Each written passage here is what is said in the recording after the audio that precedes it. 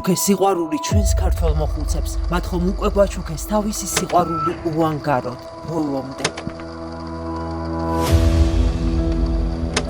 ახლა ჩვენი ჯერია, მოვიხადოთ ღვთისგან ნაბოძები ვარი, დავეხმაროთ და ვიზრუნოთ მოხუც და უსუსურ დიდ ბავშვებზე. ჩვენი მშობლების სიყვარული ხომ თავად უფალმა ღმერთმა გვიბრძანა. სიღარიბე, შეურაცხყოფა და უსუსურობა. ნუ თუ ეს არის დღეს საქართველოში ხანში შესული ადამიანის ცხოვრება. სახლის უნდა დაინგრეს. აუბედურებული ზივა. Puli ხანია, მიგაჭედა. დავშადებ. არა.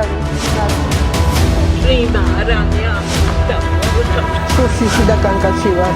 არა საგანია. ნუთა სამო. დაინგრა. ჩემი სახლიდან